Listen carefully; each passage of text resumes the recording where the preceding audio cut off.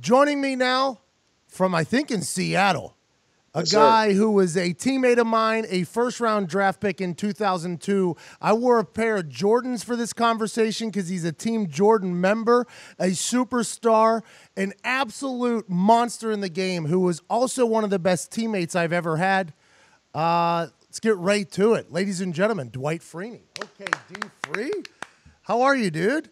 I'm good. How you doing, Pat? Good. You got a little gray in your beard. You look like a grizzled No, vet. no, I know. I gotta try to keep it low to keep fooling these guys. Keep thinking them so that they can think I'm still young. I saw you posting some videos like the last couple weeks. Was that just put it out there to showcase that you're still a monster?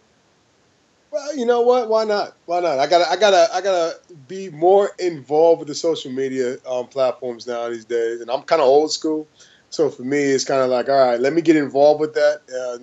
And they always say, what do they say, Pat? Like, it's never too late, right? So you go ahead and do it at some point. So I decided to do it now, man. Well, especially when you're Dwight Freeney too. So now going into the season, you didn't have a home, you didn't have a team, and then the Seattle Seahawks reached out to you last week, and now were you there for the game on Sunday? I was there playing on Sunday. Well, I should have known this, I guess. How'd it go? Are you excited? Do you have to learn some things? Are you feeling like you're back in the mix? What is it? Well, you know what? Thank God for the scheme. You know, the scheme was similar to what I was in Atlanta, so the transition was pretty much easier than it would have been going to a different team. You know, it went from 0 to 100. Honestly, I went from putting my feet up on the couch, worrying about why am I slicing the ball, on you know, or hooking the ball, whatever, to okay, I got to figure out how I'm gonna get ready to play on Sunday. You're a golfer. You're a big-time golfer. I've heard there's been some legendary stories with you and Clyde Christensen, amongst other humans on a golf course. Are you a good golfer, or you think you just like your gamesmanship and betting and getting in people's heads beats folks? Well, I mean, look, I gotta make sure I'm winning before we start. So the bet has to be set right if we're betting anything. But I will say this. As far as how good I am, I'm probably the best golfer of the worst golfers you've ever seen. Oh, I respect that. You can play it anywhere. You're not going to put up incredible numbers, but I respect that. Yes. Hey, do you remember when Sports Science compared your spin move to a fucking ice skater? Do you remember that? Unfortunately, I did. That was one of my favorite moments because I don't know if we were still together or if you had gone on to another team, but Sports Science was going to break down the Dwight Freeney spin move, which completely changed the entire NFL. And they were like, he's spinning so fast, it's like an ice skater spinning around an axle. It was like the worst thing ever. Yeah, the best and worst thing ever. Right? Who wants to be? I mean, no offense to all those ice skaters out there, but football and ice skating, they're not really in the same planet, universe. We're all I do spin. We were all so excited to watch it, too. We were so excited. They're like breaking down our boy here. They're breaking down our guy. And they put a figure skater up there spinning. Can you still spin? You still got a good spin? I still got to get. Only thing is I got to oil it up now. You know, I got to, put some oil in the joints there to make sure I can still spin the same way. I'll tell you what. You had an impressive routine. From the things you ate to the things you drank to when you went to sleep, your wake up, your reps, everything like that.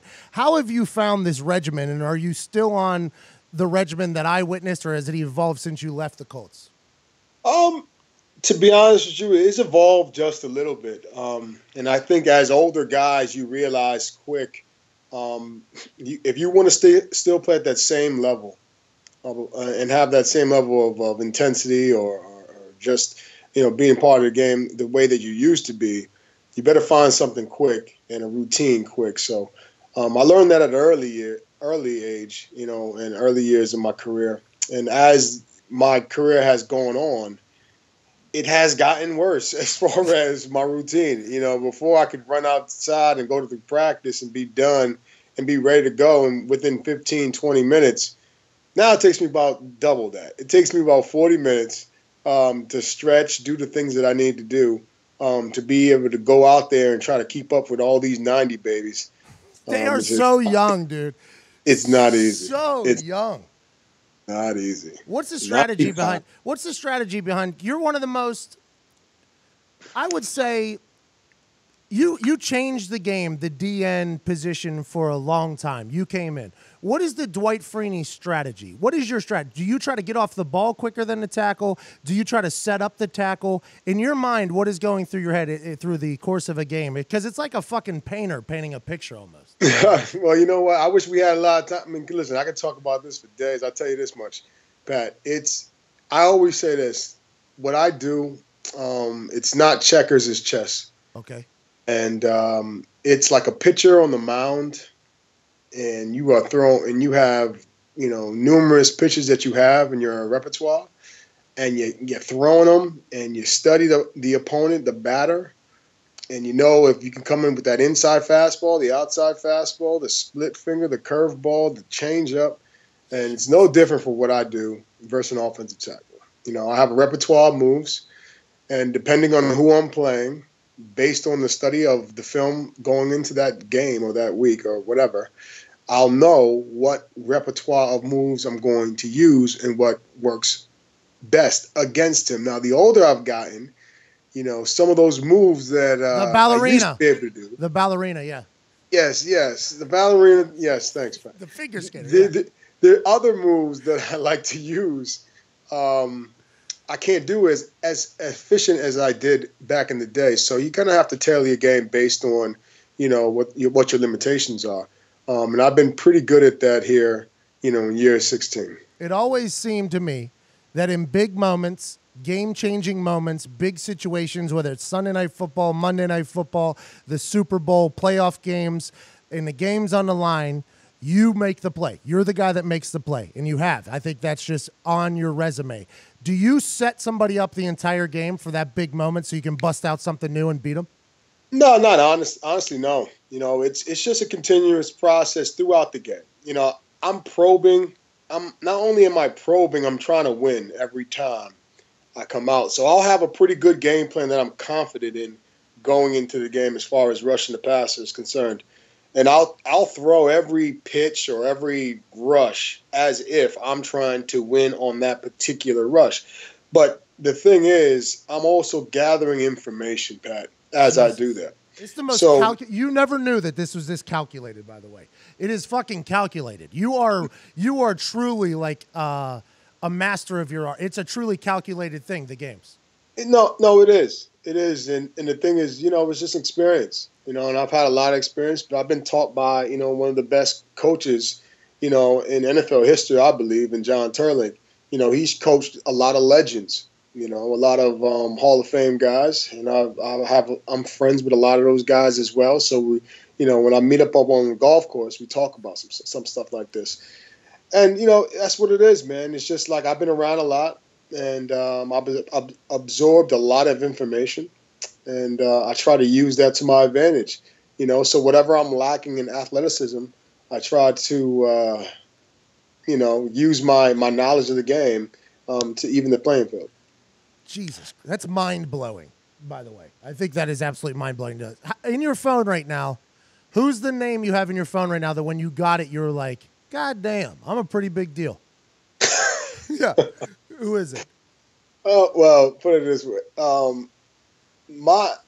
I grew up watching basketball growing up, and that was, one of my passions. Grew up a big Michael Jordan fan, and throughout the years, these last 10 or 12 years, I was a brand Jordan athlete, and I've become pretty good friends with him. And it still blows my mind today that this is the same guy that I sat there and watched. Who wins in golf? Who wins in golf between you and him? Depends on what the bet is. Yikes! Let me hear a setup. Let me hear a setup where you have beat Michael Jordan in golf. Well, I've done it. I've done it. And he likes to remind me that how bad I am at times, and I like to remind him that, hey, you're retired. This is all you do is play golf. I got other things I got to do. How much so money? when I'm retired. How much money has gone? How much money has been on the line on the golf course for you? Well, you know what? Honestly, it's not even about the money. No. I want to hear a number. I want to hear a It's number. not about the money. Free. I want to hear a number. Pat, we don't bet big. We don't bet big, man. That's like my big bro. We don't bet big. But whatever money we do have on the line, it matters. And it doesn't matter if it's $20, $100, or whatever dollar it is. It don't matter. I wanted to hear that last dollar amount that you were about to say. 20, 100, and then I wanted to hear that last. Yeah, you see I kept going up, right? Yeah. I thought we were going to take a big leap there for that third one. Yeah. All right, so you're going to play. How many games the Seahawks got left?